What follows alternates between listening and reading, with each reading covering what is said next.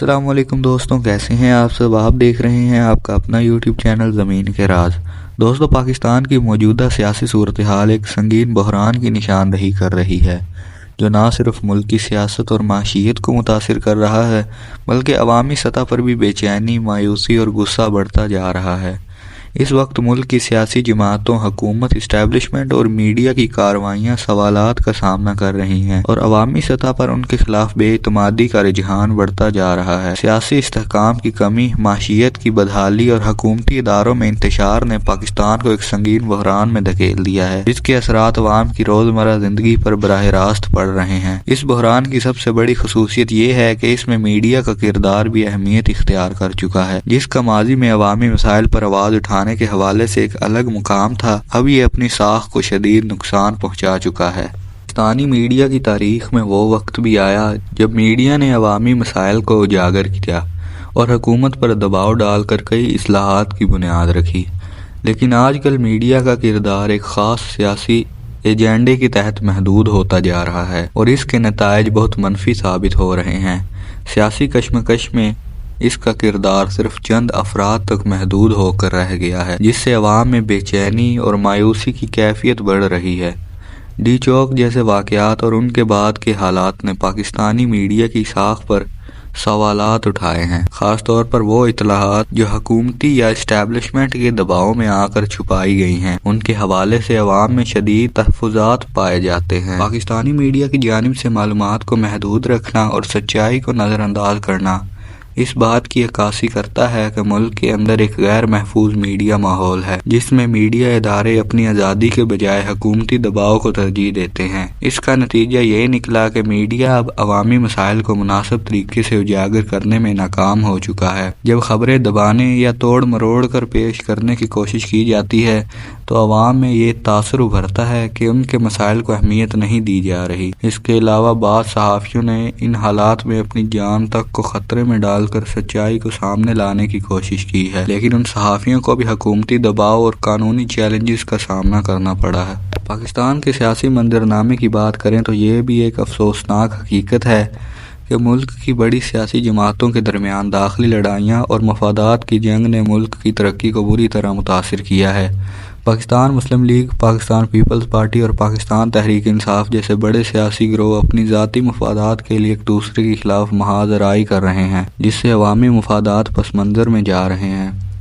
ہر جماعت نے اپنے سیاسی ایجنڈے کو اسٹیبلشمنٹ یا حکومتی اداروں کے ساتھ تعلقات کے ذریعے فروغ دینے کی کوشش کی ہے، لیکن اس جنگ میں عوام کا کوئی فائدہ نہیں ہو رہا۔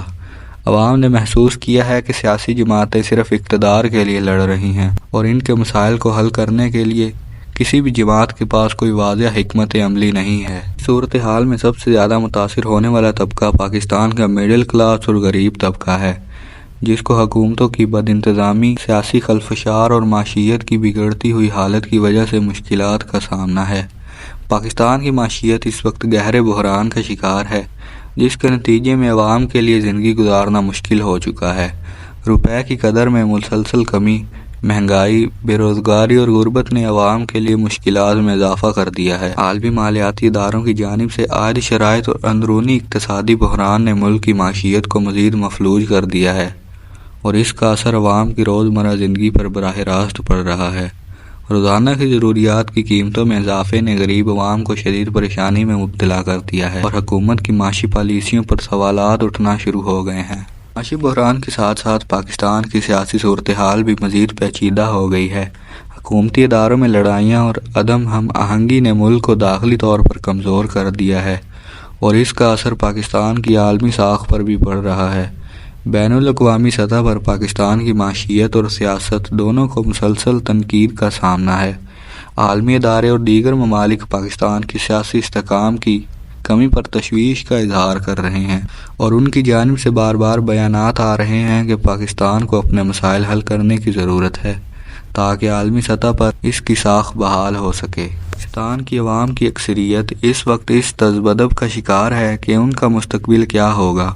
خاص طور پر نوجوان نسل کے لیے یہ بحران انتہائی پریشان کن ہے، کیونکہ وہ نہ صرف اقتصادی بدحالی کا سامنا کر رہے ہیں بلکہ سیاسی کشمکش کے اثرات بھی ان کی زندگیوں پر پڑ رہے ہیں۔ نوجوانوں کے اندر بے چینی اور مایوسی بڑھ رہی ہے اور ان کے دلوں میں یہ سوال ابھرا ہے کہ کیا ان کا مستقبل اس بحران کے اثرات سے بچ سکے گا۔ نوجوان طبقہ یہ محسوس کرتا ہے کہ ان کی آواز کو تسلیم نہیں کیا جا رہا اور ان کے مسائل کو حکومتی سطح پر سنجیدہ نہیں لیا جا رہا۔ اس بات کا اندازہ اس بات سے لگایا جا سکتا ہے کہ مختلف سیاسی اور سماجی مسائل پر ان کی رائے یا تو نظر انداز کی جاتی ہے یا پھر دبانے کی کوشش کی جاتی ہے۔ پاکستان کے حکومتی اداروں اور سیاسی جماعتوں کے لیے یہ وقت ایک بڑا امتحان بن چکا ہے۔ اگر وہ اپنی داخلی کشمکش کو ختم کر کے عوامی مفاد میں فیصلے نہیں کرتے تو پاکستان کے بحران کا حل مشکل ہو جائے گا۔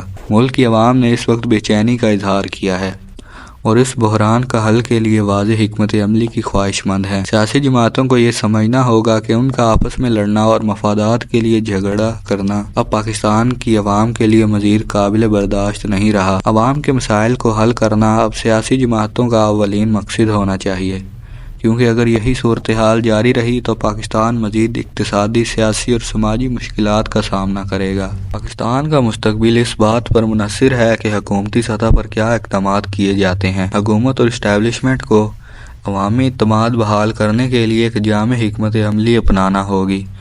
ان اقدامات میں سیاسی جماعتوں کے درمیان ہم آہنگی پیدا کرنا، معیشت کی بحالی کے لیے ٹھوس اقدامات کرنا اور عوامی مسائل کو ترجیح دینا شامل ہونا چاہیے۔